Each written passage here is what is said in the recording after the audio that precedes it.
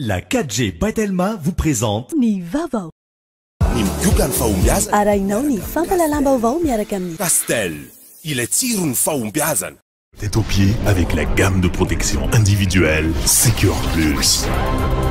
Respectant les normes de sécurité de la personne et adaptée aux besoins du quotidien. Arahinao ny fampalalam-baovao miaraka amin'ny Batimax, la qualité au meilleur prix.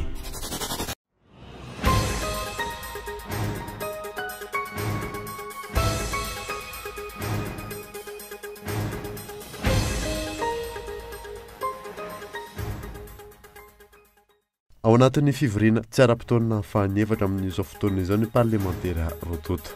Andro fahatelo amin'ilay 12 andro no feran'ny lalam-panorenana. Nangina tanteraka nefa ny teny Tsimbazaza sy Anosikely. Niakatra indray ny vidy solika alina 4,000 ariary ny litatra ho an'ny lasanty sy 500 sy 700 sy 3,000 ariary kosa ny litatra ho an'ny gazole. Isam-bolana izany fiakarana izany hoy ny ministry ny rano ny angovo ary ny akoranafo androany. Aok'izay ny kolokolo sy ny fivarotana tanindrazana hoy ireo fiarahamonim-pirenena taorian'ny nandanina ilay lalàna ifeny ZES teny amin'ny anteny miram-pirenena ny fahatelo ny volana aprily lasa teo. Tsara dalàna ny fandaninana io lalàna eo ary tsy manaja ny lalam-panorenana malagasy. Nanatanteraka fihetsiketsehana ireo vahoaka amin'ny fokotany Vailava, commune ambanivohitra Soavana tamin'ny hariva teo. Amboarina ny fefilo ary trano manodidina ny 70 no orava, tsy manaiky ireo vahoaka. Maresaka iraisam-pirenena nisy toby miaramila iray nipoaka tany Syria androany. Fitaovam-bidina mahery vaika maro no nipoaka tao amin'ny toby famatrarana io.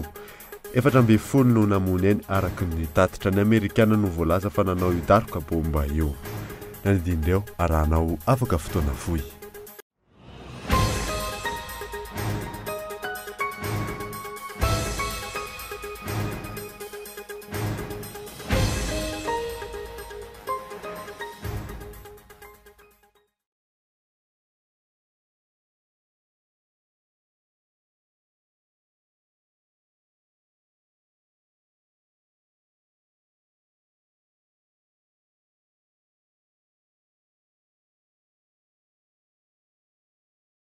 Miaraba tompoko lafinaritra tompoko va miaraba manoka ihany koa ireo mpanaraka ny vaovaon'ny Cool TV any amin'ny faritra indrindra ireo manaraka izany amin'ny alalan'ny DSTV Antsirana sy TNTV Fianaratsoa.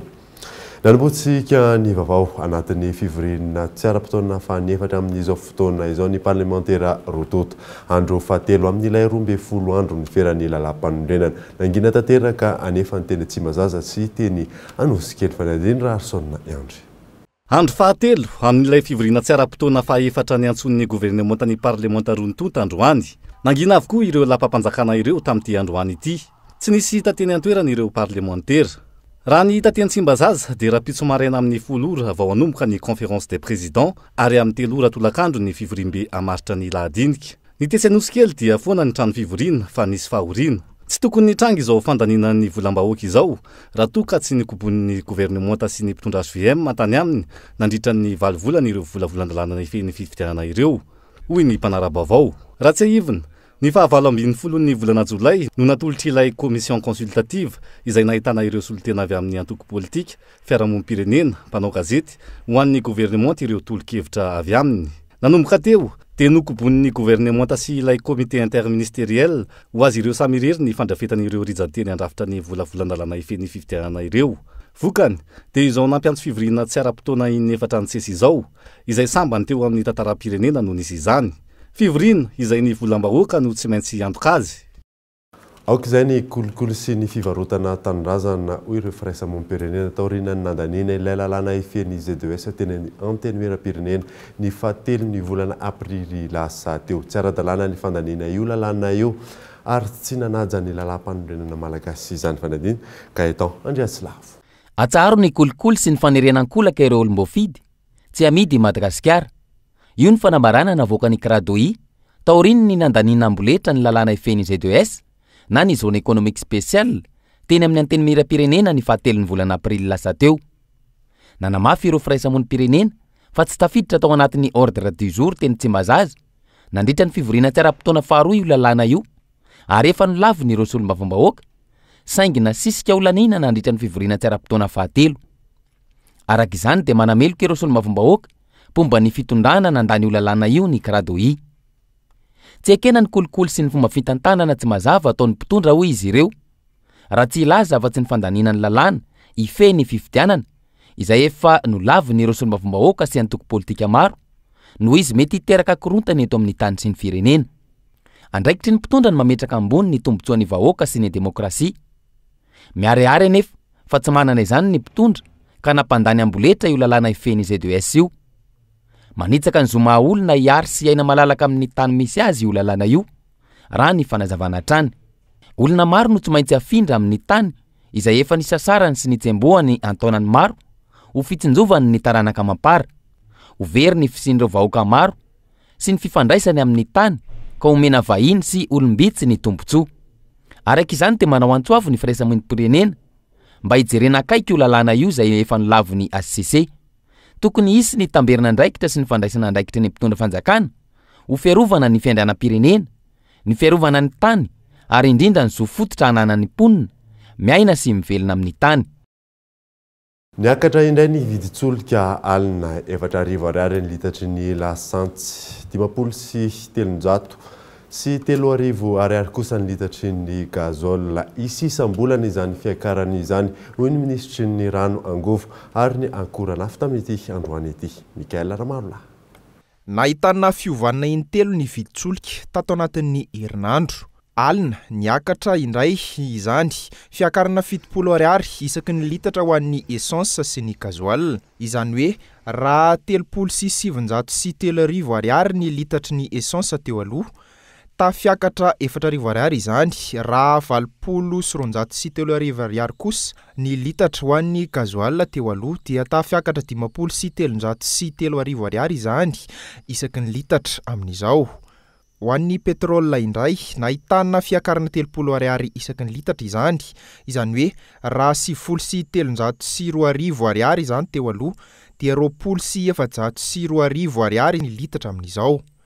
Tsy hijanona kosa ny fiakarana fa misy isam-bolana, hoy ny ministra tompon'andraikitra.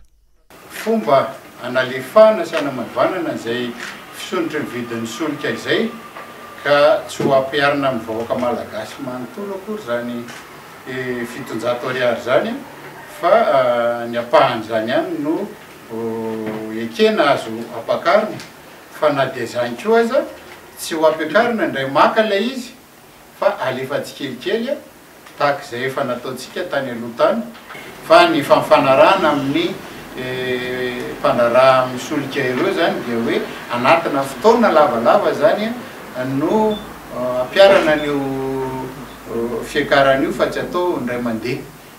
Akoatra izay, hiverina ho atao indray ny compensation na ny fanonerana ny mpitatitra mba tsy hisian'ny fiakarany sarandalana raha toka ny ato izany tamin'ny taona 2012 sy 2000. Isan'ny hahazo izany ny fiara fitateram-bahoaka eto an-drenivohitra sy ireo taxi brosy makany amin'ny faritra.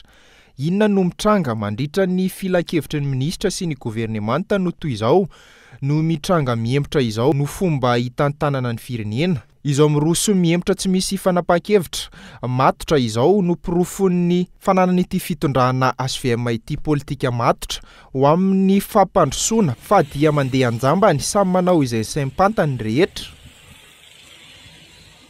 Lafim-baovao hafa kosa indray tena nandritra ny fanasan'ny fiangonana Écart Notre-Dame de Lourdes tany Soavinandriana ny filohan'ny tetezamita André Rajoelina no nanambarany fa anampy ny fiangonana amin'ny fankalazana ny 50 taonany izy. Fanadina Arsona Yandry. Notokanana ho vondrona episkopaly fahadimy ao amin'ny diocèseny Miarinarivo ny fiangonana Écart Notre-Dame de Lourdes any Soavinandriana Itaso Omaly. Nanomboka Omaly io ihany koa ny fanokafana ny fankalazana ny 50 taona ny orenan'ny fiangonana. Tsangambato lehibe roa no anamariana izany 50 taona izany. Dia nisy ny fanitarana ny trano fiangonana sy ny fanorenana salle d'œuvre. Nasongadin'ny Monseigneur Andrianarso Jean-Claude evekany Miarinarivo ny mahazava-dehibe ny fiombonana anaty fitiavana nandritra ny toroteny nataony Omaly io. Dia hoy Paoly Apôstôly, ataovy ampitiavana ny zavatra rehetra fa Andriamanitra no hoan'ny fitiavana ary rehefa miaraka amin'Andriamanitra dia tokony hiaina ary tsy maintsy miaina io fitiavana ataovy ampitiavana ny zavatra rehetra hafatra apetraky ny apôstôly zany fa ho antsika vahoaka an'Andriamanitra tsy vaky volo na avy aiza mba ezaka hiaina izay mahazanaka Andriamanitra zay ao anatin'ny finoana lalina fa hoy ny foto-kevitra hoe manana hery ny finoana omba ampanantenana sy fitiavana. Nandritra io fotoana io no nanambaran'ny filohan'ny tetezamita teo aloha Rajoelina Andry fa hanampy ny fiangonana Ekary Notre-Dame de Lourdes isoavin'Andriana Itasy ny tenanizy mivady amin'izao fankalazana ny 570 taona ny fiangonana izao.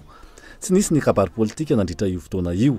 Nakotroka sy nafana ary endrika mirana no nandraisan'ny mponina sy ny mpivavaka ity filohan'ny tetezamita teo aloha ity. Anjakan'ny mpampiasa vola vahiny ny sehatry ny angovo eto Madagasikara antony izay mahalafo ny sarany herinaratra raha ny voalazan'ny club développement éthique mahakasika ny toeran'ny angovo eto amintsika. Lili Rabiata. Isan'ny tsy ahafahan'ny sehatry ny angovo eto Madagasikara mivelatra ny olana amin'ny fisian'ny kolikoly sy ny fahazon'ny mpandrarà amin'ny sehatry io tombony be loatra. Raha ny taremarika nivoaka ny taona 2024 manodidina 20 miliara ariary isam-bolana ny fatiantoka zakain'ny Jirama, fatiantoka izay tsy fantatra mazava ny antony. Ankoatra ny varotra fatiantoka voalaza ho antony fahavoazan'ny Jirama sy ny halatra herinaratra nefa tsy voaresaka ny mikasika ny fifanarahana ataon'ny Jirama ireo mpandrarà mpamokatra herinaratra vahiny. Ny fampiarahana ny angovo samihafa ny tanjona ankehitriny amin'ny sehatry ny angovo raha ny fantatra. 570 isanjato ny angovo azo avy amin'ny rano, 10 isanjato avy amin'ny rivotra, 10 isanjato avy amin'ny herin'ny masoandro ary 520 isanjato avy amin'ny solika raha ny tanjona apetraka hotratrarina ny taona 2024. Raha ny zava-misy ankehitriny anefa 770,770 isanjato ny angovo azo avy amin'ny rano, 420,420 isanjato ny avy amin'ny solika, 30,000 isanjato avy amin'ny menaka mavesatra. Tsy mazavatra eto ny teti-bolana tsara an'ireo tanjona ireo. Ny fanampiana ny mpandrarà teratany malagasy amin'ireo sehatra ireo ny tokony ataon'ny fanjakana raha ny hevitry ny club développement éthique tao anatin'ny fanadihadiana fandinihana ny sehatry ny angovo eto Madagasikara. Nivoaka ny volana marsa 2024 teo. Ny mpandrarà vahiny ihany hatreto no mahazo tombony ary mamaritra ny teti-bidy apetraka. Tontolon'ny fampianarana kosa indray dia sarotra sy mikorotana ny taom-pianarana 17 hevitra saika iombonany ireo tompona sekoly fa indrindra ireo mpampianatra nanomboka tamin'ny volana martsa teo ny 3e trimestre. Fanadiny Michela Ranarjon. Nanomboka ny faraparan'ny volana martsa teo taorian'ny fialan-tsasatry ny fetin'ny pasika ny 3 volana farany na ny 3e trimestre ho an'ny taom-pianarana 17 tsy trimestre izany ho amin'ny tsy taom-pianarana ity efa bolana izany hoe aprily hatramin'ny volana aogositra. Raha ny marina aloha lava le année scolaire jerena izy nitalehatra ny amin'ny 12 volana tanoany nefa nisy fotoana maromaro ihany koa zany very tao anatin'izay. Dia izay mahatonga an'ilay izy hoe tsy maintsy nalamina tsara arak'izay tokony ho izy. Dia ity 3e trimestre ity zany sady famitana ny programme tsy vita no ahafahana manao fanazarana exercice isan-karazany indrindra ho an'ny classe d'examen général zany eo amin'ny 10 volana eo no tokony hanaovana ny année scolaire anankiray.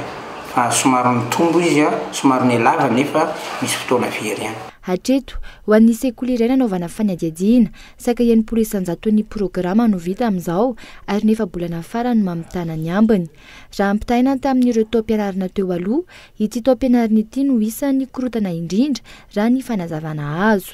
Nisy fahasamihafana be mihitsy aloha voalohany indrindra tamin'ny resaka problème na pesta iny dia nikorotana be ny programa satria nahato ny fianarana dia normal be mikorotana daholo. Dia eo koa manarak'izay koa ny fivoaran'ilay teknôlôjia ny ankizy kely zao misy mana classe de 7e efa misy mandray téléphone dia sarotra toloram-potsiny ilay ankizy dia sarotsarotra ho an'eny mampitan'ilay programme. Ny ora ianarana aloha mitomba satria normal be lasa 12 volana ilay izy raha noharina tamin'ny herintaona.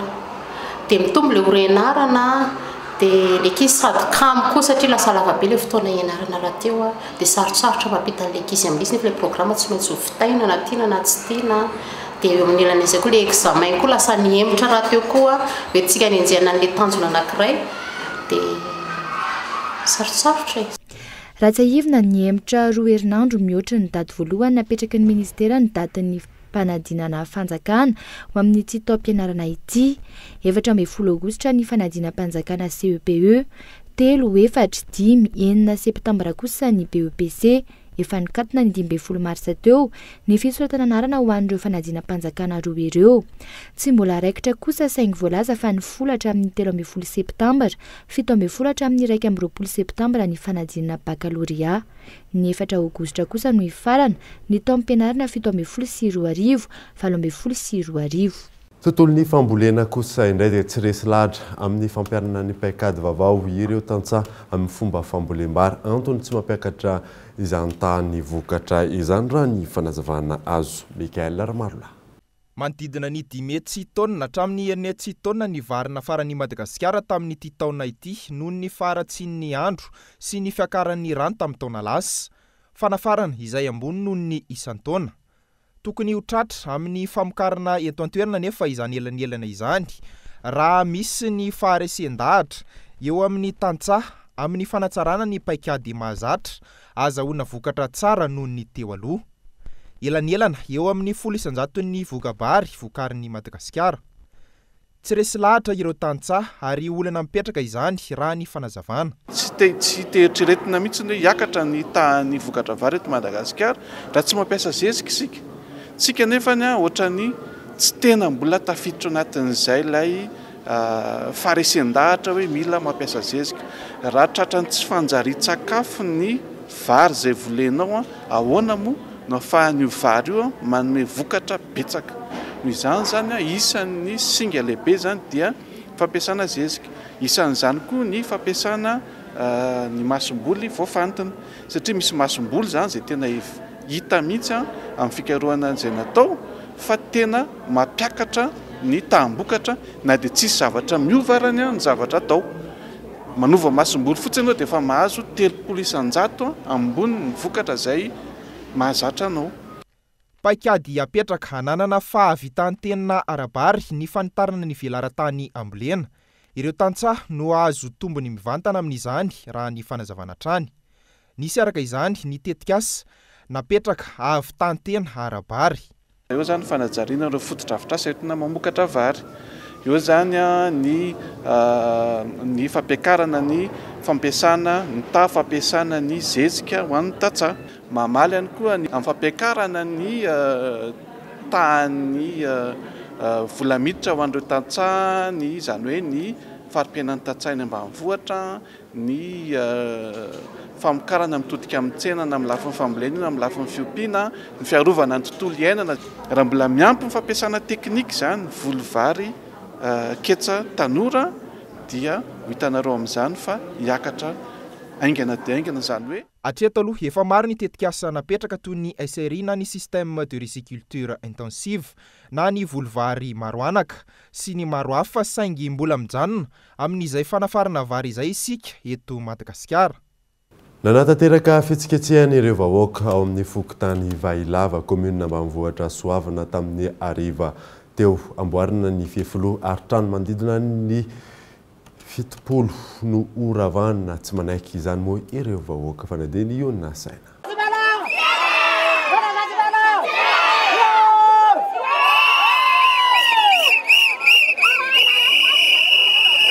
Nanomboka tamin'ny iray oratolakandro ireto poniny eto amin'ny fokontany Vailava commune ambanivohitra Soavana ireto no nanao fihetsiketsehana sy ny lanja sorabavety maneho ny tsy faneken'izy ireo ny fandravana ny trano fonenan'izy ireo.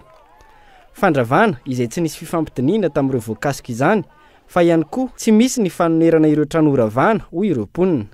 Raha fa ohatra reo tsy hiala dia ampiasa démonstration de force izay ka andravany tanareo amin'le dratraka be ohatr' zao izay misy ny teniny teo amin'le dratraka. Iza le teny an'izay? Dia ny tanàna no teny an'izany tompoko. Tarainy izahay aiza mba tany alehanay aiza ny zavatra inona na ataonay aizay ny alokaloka. Raha solution anaovana le lalana na androdanana le trano misy lalana amin'ny ambanin'le trano tompoko. Raha lalana eo amin'ny 4 metra raha mbola hitarina eo amin'ny 6 metra raha afaka hivezivezen'le tôbila fanena. Zay zany ny tena marina hoe alomolomony mba hoe vita izy zany mba name fe-potoana izy hoe mba vita ohatra hoe fianaran'le mpianatra de mahamisy any izy hoe irinareo no mipetraka tsy nampaninina zay zao raha miala ety zao zay de ny fianaran'le akizy zany a tsisy hoe ahoana voatra ny vitavita ho azy fotsiny amboarina ny fefilo isoroana ny fahavakisana amin'ny verimberina raha ny fanadidinana atao antony tsy maintsy andravana ireo trano maherin'ny fitopolo amin'ny fotoana toy izao no tokony ampiasan'ny fitondrana HVM vola be hoy ny solombavam-bahoaka tonga teny an-toerana fa tsy hanaovana kolikoly any ambanany firenena jereo fahatrany reto vahoaka reto aiza ny mesure d'accompagnement raha rodana ny tranony zao ny ilana n'le vola be hijerena ny madinika ohatran'izao a fa tsy hanaovana kolikoly avy le tary tokony raha rodana ny tranony de tokony aiza mijery ny fanjakana fitondram-panjakana aiza ny tany anorena ny trano aiza ny volany anangana ny trano satria fantatsika jereo nge olo reo olona mahantra daholy nisy ny fifampiresana tamin'ireo voakasika ary eo ampikaroana ny fomba anoneran'ireo tsy maintsy horavana trano hoy ny ben'ny tanàna ny soavina ho fisoroana ny fahavakisany fefilo no antony anesorana ireo mponina ary ampiakarina iray metatra ny avon'ny fefilo antony fandrotanana raha ny fanazavana misy olona 720 tokantrano izy ireo ary eo amin'ny olona 700 eo ny olona ao anatin'izany trano izany maharitra ny zavatra ho atao dikan'izany dia eo amin'ny lafiny ara-teknika kosa mitaky zavatra maromaro ireo teknisianina ny fanatanterahana an'izany anisan'izany ny hoe tsy maintsy hanala n'ireo trano izy ireo mba ho ampiakarina 2 metatra ny fefiloa mba apateza sy ampaharitra azy everinay zany fa nisorapotaka ny hoe manao amboletra ny commune amin'ny fanasorana n'ireo olona ireo nomena 2 volana izy efa vita avokoa ny fanomanana ny antotan-taratasy rehetra hitsinjovana an'ireo vahoaka izay voatery mety hiala amin'ny trano raha tsy ivana tanimbary manodidina ny 400 hektara no dibo-drano teto amin'ity commune ity sy ireo commune 4 manodidina vokatry ny fahavakisany'ity fefilo ity ny volana janoary lasa teo manoloana izany manaiky ny ala amin'ny trano ireo vahoaka saingy takiny izy ireo ny fanajana ny lalàna sy ny fandraisan'ny fanjakana ny vahaolana mifanaraka amin'izay fotoana ny dokavarotra isika izao arinan'izay nijerentsika ny réserve spéciale ao Ambohidately eo koa ny lalam-pirenena fahatelo amby folo izay mampitaraina ny rehetra rehefa avy eo ary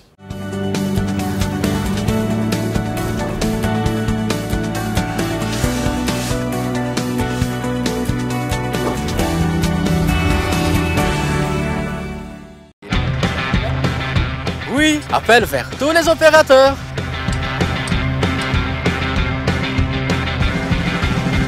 Oui, appel à l'international inclus. Oui, mes SMS, je ne les compte plus.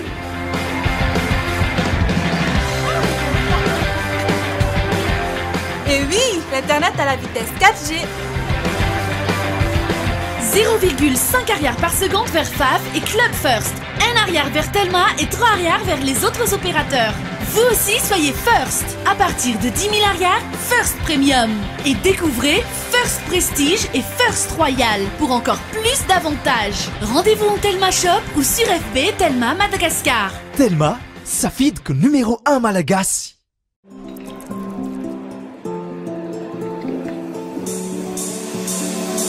Ny olona mahomby eo amin'ny fiainana dia ireo izay tia milavolefona manoloana ny ady olona mahay mitrandraka ny fahombiazana eo amin'izay sehatra misy azy tsy miaohatra tsy misalasala fa mandray an-tanana no aviny tsy ambaratelo ireo karazan'olon'ireo ny migioka ny fahombiazana miaraka amin'ny Castel. Castel, ilay tsiro ny fahombiazana. Efa azonao jifaina amin'ny endriny 5 centilitatra.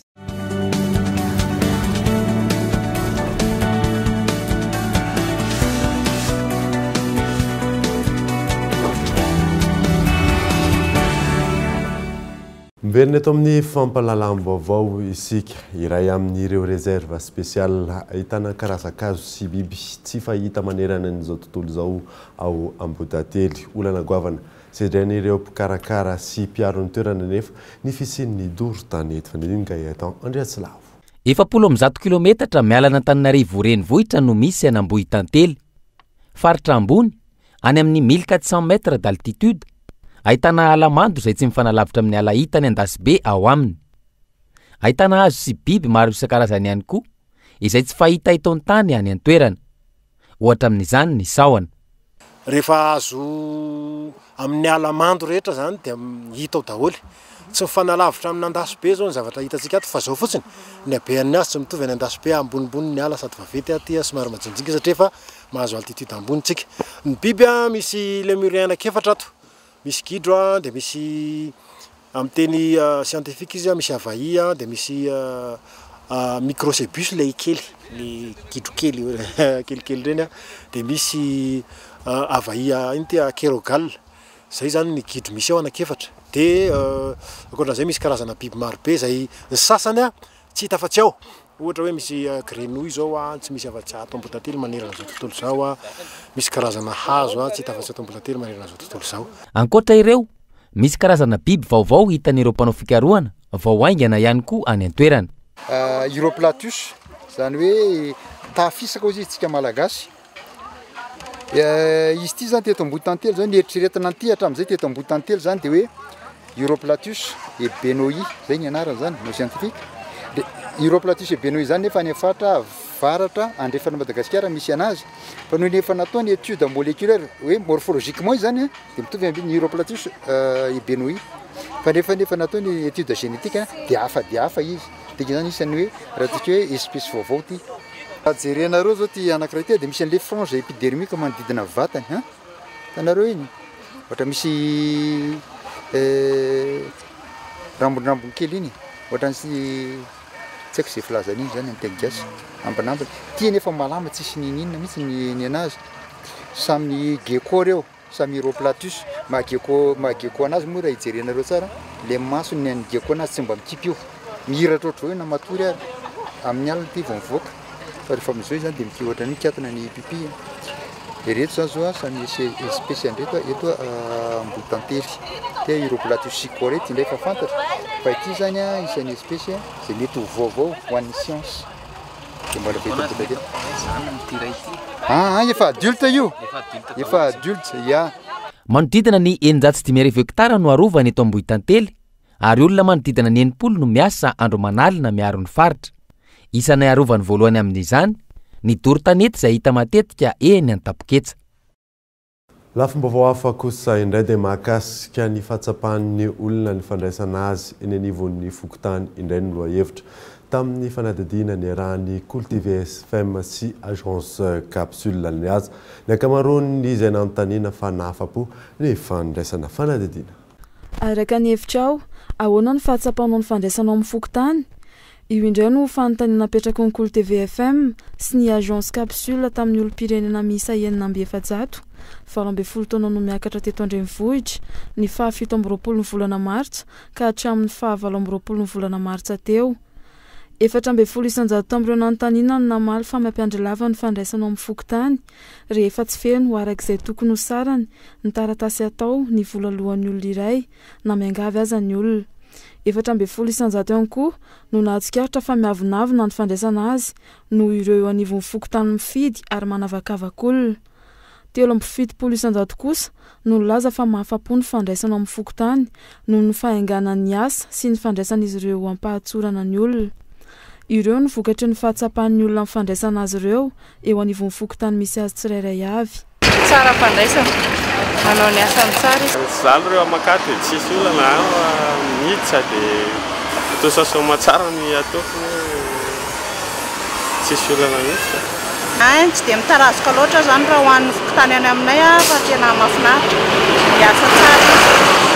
Ny fokotany misy anaka aloha raha président eo aminay aloha mahafinaritra, manao ny asany tsara izy andavanandro. Vita fahitako azy manokana aloha tena miezaka manao izay faran'izay mba tratriny zareo. Ary makasitraka ny zareo amin'ny miezaka izay ataony zareo isanandro isanandro fa tena mahita zareo hoe miasa zareo. Tsy mety misy ny tsoloka. Marina zany. Manao zavatra ianao tsy manam-bola dia tsy mahavitako. Raha tia ho vita vetivety dia tsy mety izay natao. Ohatran'ny raha ny misy anahy aloha zao dia ohatran'ny tia tena daholo.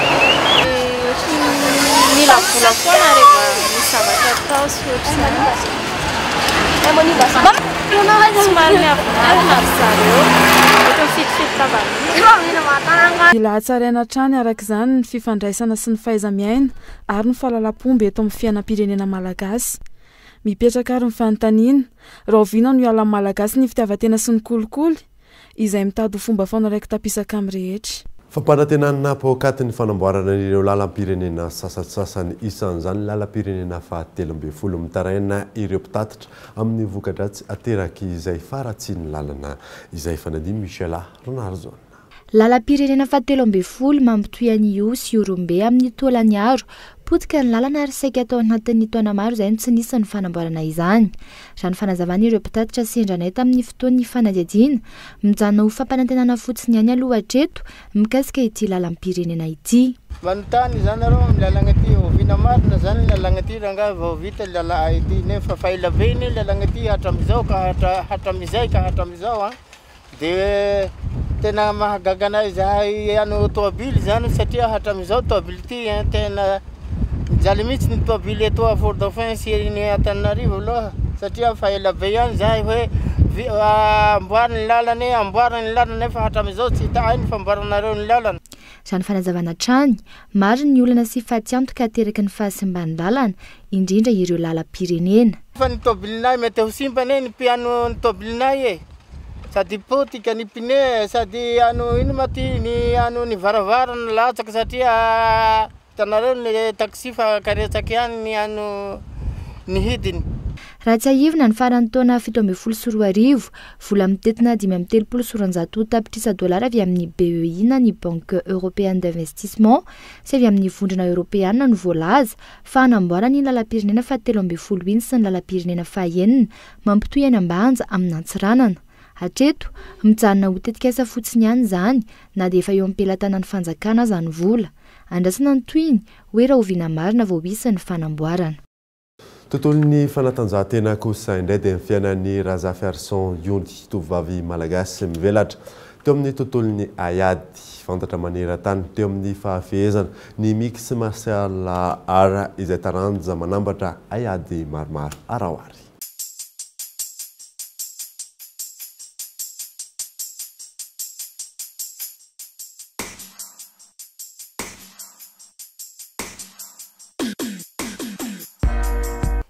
Izy no Razafy Arson Iony, tanora malagasy mpiangaly ny MMA na ny mixed martial art. Isan'ireo vehivavy 20 maneran-tany sangany eo amin'ny MMA izy tato anatin'ny entona.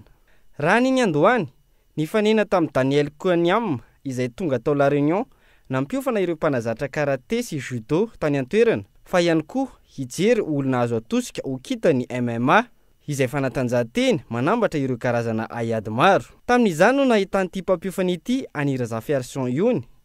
Nasaina ny fanandrana tamin'ny judo 4 telo izay misy amin'izy ireo no ceinture marron. Fandresena avokoa no azony tamin'ireo lalao telo nataony. Nampiofan'ny Daniel nandritra ny 3 volana tany Frantsa izy ary lasa mpilalao MMA matianina tato anatin'ny entona. Nanahoana ny fahitanao ny tenanao tonga voalohany tao Frantsa? Que je rêve en fait et que est-ce que je tsy nino mihitsy tony hevitra fa hanofo zao to mirediredy mihitsy aza hoe accident na tongavako eto France andro tapitra ny fimpitoana nampiasako ny visa nitady ny hevitra rehetra ahafahako mamaha izany olana izany nanomboka teo no ny faneraserako tamina olona maro nefa tsy ankilany nanana fanahina so ireo olona iresahako ireo indray no itoray any amin'ny manam-pahefana hoe lany ny visako fa nilamina ihany avy eo. Et là je rêve. Resy lahatra i Daniel Koniam amin'ny fahaiza-manao ny tovovavy malagasy ity ary vonona nampilalao an'Iony eo amin'ny sehatra iraisam-pirenena. Est-ce que je serais hoe anoso ny fifanarahana tamin'izany ny anoso ny ho vita ihany fa ny miandray aorian'izay no nampanahy ahy nefa nino fa vitako io vonona dia nanoso ny. Mais bon, j'étais contente bien sûr. Ny azo ny larana voalohany maneran-tany no tanjony ho reharehan'ny tanora malagasy rehetra. Tsy misy tsy vita rehefa ao ny finiavana sy ny fitiavana hoy Razafy Arson Iony manoro-hevitra ireo tanora namany. Taranja baolina kitra kosa indray dia lavo tamin'ny samavetratra enina no ray ny ekipan'ny Madagasikara Fossa Junior teo amin'ny lalao mandroso eo amin'ny fiadinany amboaran'ny CAF sarotra ny akarana eo amin'ny dingany manaraka amin'ity ekipa ity fanadina Henri Florian. Kitra malagasy nomontsany ekipa ganianina Adiona Star tamin'ny samavesatra enina no ray ny ekipa malagasy tompony amboarany Madagasikara Força Junior FC nandritra ny lalao mandroso natao tao amin'ny kianjany Ageman Badou Stadium Omaly Alahady eo ny lalao izay adina ny amboarany CAF napiditra baolina voalohany ny solontenantsika tamin'ny alalan'ny José Alain teo amin'ny minitra fahaefatra tsy niandrela nefa fa nosahalain'ny tompotany teo amin'ny minitra fahasivy totoafa ny fanafian'ny Adiona Star ary hainga ny filalaon'izy ireo nanao adisona tamin'ny anatin'ny faritry ny 70 metatra indray José Alain ary nanondro penalty ny mpitsara Zambian ary nampidiry ny Adam Sasomansara izany tany amin'ny minitra fahatelo amby telopolo nanao adisona indray koa ny mpiandra raton'ny Força Junior Damien nahazo penalty fanondrony indray ny Ganian ary mbola nampidiry ny Adam indray izany tany amin'ny minitra fahaefapolo io isa telo no raha io no nisa rano rotonta nandritra ny fitsaram-potoana voalohany tsy nijana teo anefa izany nanao adisona tao anaty surface de réparation indray Damien nahazo penalty fanoteny indray ny ekipa Ganian tany amin'ny minitra faraiky amby enimpolo mbola ny amporoa indray io isa io tany amin'ny minitra fadimy amby valopolo enina no ray no ny afarany fiona teo amin'ny rotonta nandritra ity lalao ity hosarotra amin'ny ekipa ny Força Junior araka izany ny lalao miverina afaka 10 andro manoloana io vokatra mavesatra dia mavesatra io mila mandresa amin'ny isa mavesatra ary tsy mampitokony Ganian isika raha te hiakatra ny amin'ny dingana manaraka maresaka iraisam-pirenena dia nisy toby miaramila iray nipoaka tany Syrie tamin'ity androany ity fitaovam-piadiana mahery vaika maro moa nipoaka tao amin'izay toby famatrarana izay 14 moa namony ainy raha ny tatitra ny Amerikana no voalaza fa nanao izay daroka bomba izay fananina. Ces images amateurs ont été diffusées. Misil valo no voalaza fa napoaka tao amin'ny tompy miaramila ny Omsa ao afovoan'ny Syrie. Maro no naratra sy namoiny ainy vokatrio fanapoahana io raha ny voalaza. I États-Unis no ayahin'ny Syrianina voalohany ho nanao io fanapoahana io. Namaly avy hatrany izany izy ireo. Les États-Unis ont immédiatement réagi. Mandefa bomba ny Syrie ny departementan'ny fiarovana amin'izao fotoana izao. Na izany aza manaraka akaiky io toetra raha io izahay ary manohana ny ezaka ara-diplomatika mikendry ny anasaziana izay mampiasa fitaovana simika na any Syrie na any akafa izahay. En Syrie et ailleurs. Cet avertissement intervient après un tweet de Donald Trump. Taoriny faneho-kevitra fandrahonana nataon'ny filoha Amerikanina Donald Trump ny fitondrana Syriana io fanazavana io. Roa andro taorian'ny fiparitahany sary tamin'ny tambazotra serasera samihafa. Samy maneho olona maromaro miaraka amin'ny ankizy mponina ho doma izay norarahana rano taoriny fandefasana gazy simika tany amin'izy ireo. Nandahatra no tsy nampiasa fitaovam-piadiana simika nefa ny tafika Syriana. Samy nanameloko io fampiasana fitaovam-piadiana mahery vaika io na ny filoha Frantsay na ny filoha Amerikanina. Alohan'ny sarana daverina aminao rehefa songadina tamin'ity alina ity ao anatin'ny fivoriana tsy ara-potoana fanefatra amin'izao fotoana izao ny parlementaire rotota andro fahatelo amin'ilay 12 andro ny fiaran'ny lalam-panorenana izao mangina tanteraka nefa ny teny Tsimbazaza sy Anosikely. Niakatra indray ny vidin'ny solika alina na ny lasantsy izany na ny gazoil isam-bolana izany fiankarana izany hoy ny ministry ny rano angovo ary ny akora nafta amin'ity androany ity. Ary faramo dia nanatanteraka fitsiketsehana ireo vahoaka ao amin'ny fokontany Vailava commune ambanivohitra soavana ny ariva teo amboarina ny fefoloho ary trano manodidina ny 70 no ravana tsy manaky izany ireo vahoaka. Izay mamarina vaovao tamin'ity alina ity hankasitrahana ianao nanaraka izany soava tsara atao tompoko.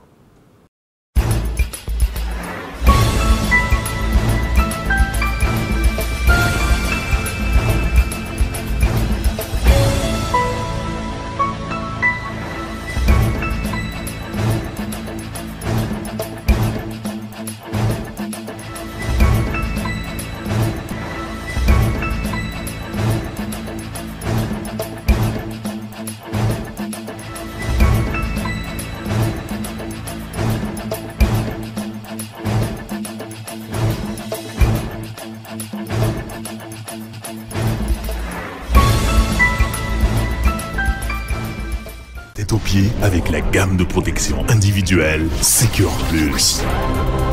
Respectant les normes de sécurité de la personne et adapté aux besoins du quotidien.